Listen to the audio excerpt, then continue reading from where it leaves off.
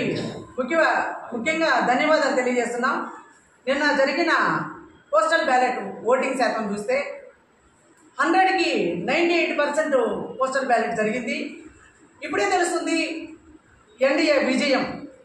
ఎప్పుడూ జరగనంతగా 98% postal ballot voting శాతం జరిగింది. ఇలాంటి శుభతరుణంలో ఎన్డీఏ గెలుస్తుందని ముందుగా ప్రజలందరికీ శుభాకాంక్షలు తెలియజేస్తున్నాం. రాబో రోజుల్లో ఎన్డీఏ ప్రభుత్వం ప్రజలకు మేలు చేయనుంది. ఇది ప్రజలందరూ తెలుసుకున్నారు. ముఖ్యంగా ఉద్యోగస్తులు వాళ్ళు పెట్టిన జగన్మోహన్ రెడ్డి వాళ్ళు పెట్టిన ఇబ్బందులు పిఆర్సీలు అయితేనేమి ప్రతి ఒక్క విషయంలో కూడా ఉద్యోగస్తులు ఇబ్బంది పెట్టున్నారు.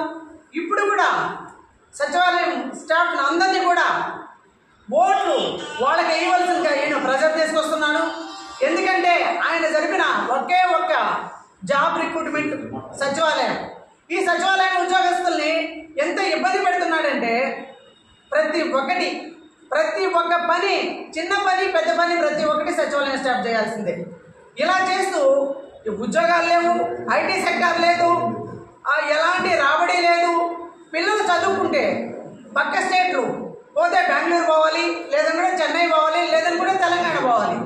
తెలంగాణలో ఎందుకు చూస్తున్నారు మన పిల్లలందరూ? ఈరోజు ఐటీ సెక్టార్ని చంద్రబాబు నాయుడు డెవలప్ చేశాడు కాబట్టి ఈరోజు ప్రతి ఒక్కరికి ఉపాధి కల్పన జరుగుతుందన్న ఉద్దేశంతో మన పిల్లలు ఇక్కడ చదువుకొని అక్కడ ఉద్యోగాలు చేస్తూ ట్యాక్సులన్నీ తెలంగాణకు కడుతున్నారు.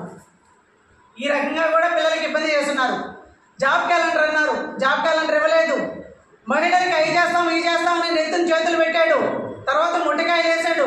ప్రతి ఒక్కరిని కూడా ఇబ్బంది పెట్టిన జగన్మోహన్ రెడ్డి జూన్ 4వ తేదీ వెళ్ళిపోతున్నాడు. ఇంకా 15 రోజుల ముందే బ్యాగులు సర్దేసినాడు.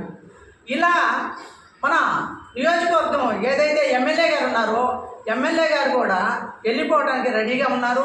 ఎమ్మెల్యే గారు ఇప్పుడు వరకు మీరు చేసిన దోపిడీలు ఆపేసి ఇకనైనా కానీ మీరు ప్రజలకు క్షమాపణ చెప్పి ఇంటికి వెళ్ళిపోయి హాయిగా కాలేసుకొని కూర్చోండి. మీ ఫ్యాన్ ఓడిపోతుంది. ప్రజలందరూ తెలుసుకున్నారు. ఈరోజు ఎన్డీఏని ఆశీర్వదిస్తున్నారు.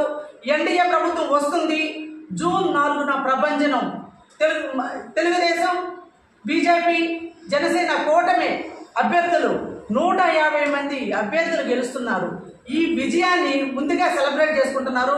ప్రజలందరికీ కూడా చెప్తున్నాం, రేపు ఎలక్షన్లో ఇదే 98% మళ్ళా ఓటింగ్ జరుగుతుంది.